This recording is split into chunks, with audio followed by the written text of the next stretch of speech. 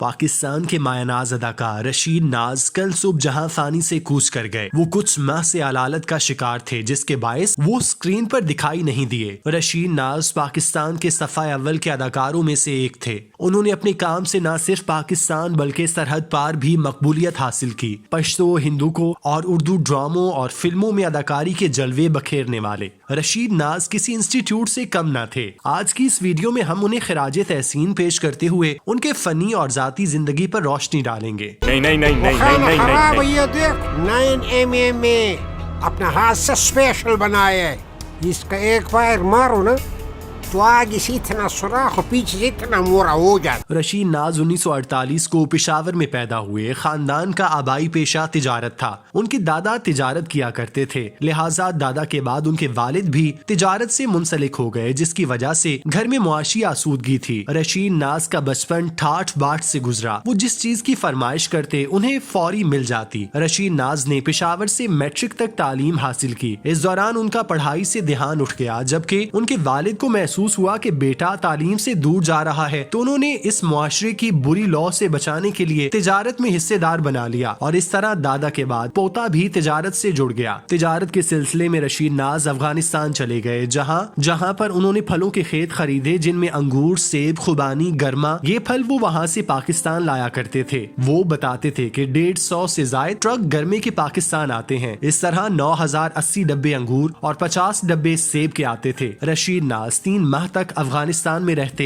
जहां वो एक कमरे में रिहाइश इख्तियार किए हुए थे। रशीद नाज अफगानिस्तान से खरीदे हुए फल पेशावर भेजते, जिससे उनके वालिद पेशावर समेत दीगर शहरों में बेचा करते थे। आमतौर पर अदाकार अपने बारे में यही कहते हैं कि उन्हें बचपन से अदाकार बनने का शौक था, लेकिन रशीद नाज के साथ ऐसा कोई मामला नहीं था। वो इंतहाई शर्मीले थे और ये शर्मीलापन उनका सांस चलने तक कायम रहा। वो अपने कारोबार में मसरूफ थे। उनके साथ 15 दोस्तों का पूरा ग्रुप था, जो हर शाम को महफिल जमा कर बैठते थे और अपनी जिंदगी के साथ साथ मुल्की मामलात के हवाले से भी खूब बातें करते थे। रशीद नाज ने अपने करियर की शुरुआत एक उर्दू नाटक से की थी, जिसके बाद उन्होंने कई पश्तो और उर्दू नाटक में किरदार निभाया। 1971 में मशरकी पाकिस्तान में बदतरीन सैलाब आया। ये वो वक्त था जब पाकिस्तान की माइशत जमीन के साथ लगी हुई थी। ऊपर से सैलाब ने रही सही कसर पूरी कर दी थी, जिसकी वजह से मुआशी हालात दगरगू का शिकार हो गए। ऐसे मौके पर न सिर्फ आलमी ताकतों ने हमारी मदद की, बल्कि फनकार इंडस्ट्री के साथ आम लोगों ने भी अपनी तरफ से भरपूर हिस्सा डाला। सैलाब के बारे में जब रशीद नाज और उनके दोस्तों को पता चला, उन्होंने सोचा कि हम उन लोगों के लिए कुछ कर सकते हैं। तो उस वक्त ये फैसला हुआ कि सैलाब मुतासरीन के लिए फंड रेजिंग के लिए शो मुनक्किद किया जाए, जिस पर सब ने अमल किया। रशीद नाज ने इस नाटक में पहली बार अदाकारी की, जिसे देखने वालों ने खूब पसंद किया। इस नाटक को आवाम की तरफ से इस कदर मकबूलियत मिली कि लोग जोक दर जोक देखने के लिए आए। इस नाटक का जितना भी चंदा जमा होता था, उसे इन सैलाब जदगान के लिए वक्फ कर देते थे। रशीद नाज ने अपनी जिंदगी के पहले नाटक की कमाई बांग्लादेश के जरूरतमंदों को दी थी। इस नाटक से जहां एक तरफ सैलाब मुतासिरा अफराद की जिंदगी में तब्दीली आई, वहीं रशीद नाज की जिंदगी का भी टर्निंग पॉइंट आया, जब उन्हें पाकिस्तान टेलीविजन ने ड्रामों में अदाकारी के लिए मुंतखब कर लिया। जिसके बाद उन्होंने अदाकारी के लाजवाल सफर का आगाज किया और पीछे मुड़कर नहीं देखा। रशीद नाज का टीवी डेब्यू कुछ इस तरह से हुआ कि पेशावर में एक मकामी चैनल का ड्रामा जारी था, जिसमें अदाकारों को स्क्रिप्ट देकर रिकॉर्डिंग के लिए चकलाला एयरबेस भेजा जाता था। इस ड्रामे के डायरेक्टर ने एक दिन रशीद नाज को कहा कि आप सुबह 8 बजे स्टूडियो पहुंच जाएं। जब रशीद नाज आए तो डायरेक्टर ने उन्हें पश्तो स्क्रिप्ट पकड़ा दिया, जिसका उन्हें मतलब भी नहीं पता था, लेकिन उन्होंने इस स्क्रिप्ट के साथ रिकॉर्डिंग करवा दी और वापस आ गए। अगले दिन उन्हें एक और पश्तो ड्रामे का स्क्रिप्ट थमा दिया गया। इस तरह स्क्रिप्ट देने का अमल शुरू हो गया। गुजरते वक्त के साथ साथ जब पाकिस्तान के मुआशी हालात खराब होते चले गए, तो रशीद नाज और उनके दोस्तों की परेशानी भी बढ़ गई। वो सब दोस्त कारोबार करते थे, लेकिन इसके अलावा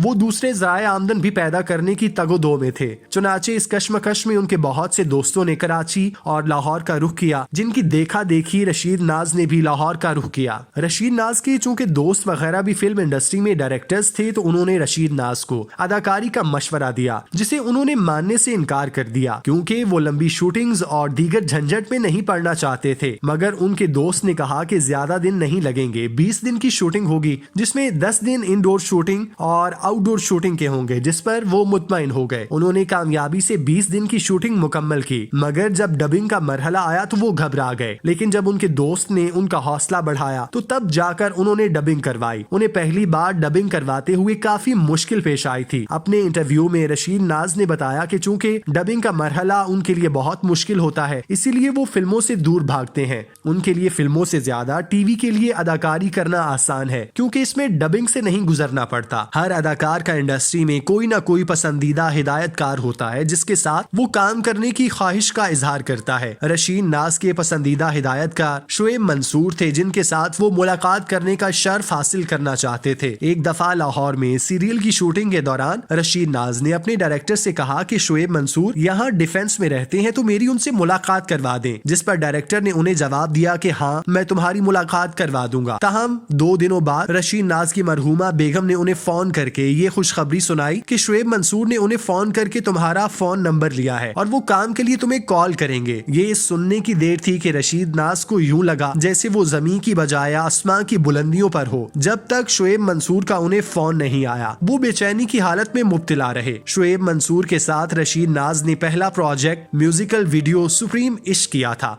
जिसमें वो बादशाह अकबर का रूप धारे हुए थे। उस वीडियो में जलवागर होने से पहले रशीद नाज को इंडस्ट्री में काम करते हुए 33 साल हो चुके थे। इस दौरान उन्होंने ड्रामों में जितने भी किरदार निभाए, लोग वो सब कुछ भूल गए और बादशाह अकबर को ज़हन नशीन कर लिया। इस प्रोजेक्ट से न सिर्फ उनके करियर ने बुलंदियों को छुआ, बल्कि रशीद नाज की प्रोफाइल में खूब इजाफा हुआ। उनकी अदाकारी को पाकिस्तान के अलावा सरहद पार भी खूब सराहा गया, जिसका अंदाजा इस बात से लगाया जा सकता है कि जब शुएब मंसूर की फिल्म खुदा के लिए की शूटिंग जारी थी तो नसीरुद्दीन शाह अपने सीन अक्स बंद करवाने पाकिस्तान आए। उनकी मुलाकात तमाम फनकारों से करवाई गई। जब रशीद नाज से उनका तारुफ कराया गया तो नसीरुद्दीन शाह ने उन्हें देखकर कहा, हमारी फिल्मों में आज तक बादशाह झूठे दिखाए गए, मगर आप वाहिद हैं जो सच्चा बादशाह के रूप में सामने आए। रशीद नाज के लिए नसीरुद्दीन शाह के ये कलमात किसी भी अवार्ड से बढ़कर थे। रशीद नाज ने फिल्म खुदा के लिए में मौलवी का किरदार अदा किया, जिसमें वो नगीने की तरह फिट दिखाई दिए। इस किरदार के बायस रशीद नाज ने भारत में जाकर फिल्म बेबी में काम किया, क्योंकि फिल्म के डायरेक्टर नीरीश पांडे ने जब खुदा के लिए देखी तब उन्होंने रशीद नाज को अपने जहन में कैद कर लिया था और वो अपनी फिल्म में उनसे यही किरदार करवाने का सोच रहे थे। जब रशीद नाज फिल्म के सेट पर आए और अपने किरदार की तफसीलात हासिल की तो उन्होंने अपने डायरेक्टर से कहा कि वो इसमें कुछ तरमीम कर दें ताकि इसे देखने वाले खुदा के लिए मौलवी को भूल जाएं। लेकिन इस फिल्म के बावजूद उनके माजी के इस किरदार की मकबूलियत में किसी तौर कमी वाक़ई ना हो सकी, जिसे शुएब मंसूर ने अपने हाथों से रशीद नाज के लिए तराशा था। वो इस किरदार में इंडस्ट्री में हमेशा हमेशा के लिए अमर हो गए। उस फिल्म के अलावा रशीद नाज ने शुएब मंसूर की फिल्म वरना में भी अदाकारी के जौहर दिखाए थे। उनकी दीगर फिल्मों में कराची से लाहौर समेत दीगर शामिल हैं। रशीद नाज अपने करियर की पहली उर्दू फिल्म डकैत में जलवागर हुए थे, जो सैयद नूर की डायरेक्शन में बनी थी। एक्टिंग यूनिवर्सिटी समझे जाने वाले रशीद नाज ने अपने करियर में मुतादिद ड्रामों में काम किया। उनके मकबूल तरीन ड्रामों में खुदा जमीन से गया नहीं है, इनकार, अनोखी,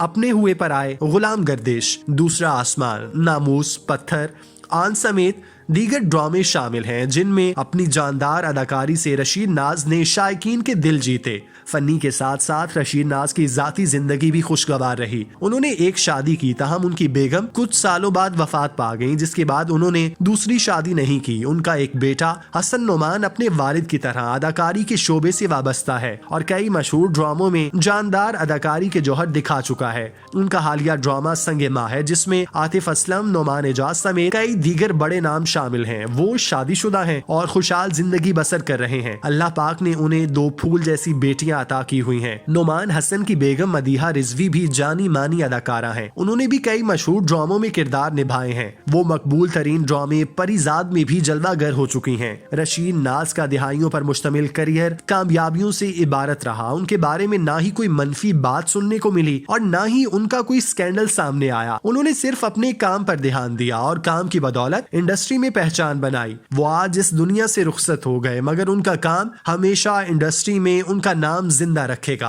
अल्लाह पाक रशीद नाज की अगली मंजिलें आसान करे, आमीन।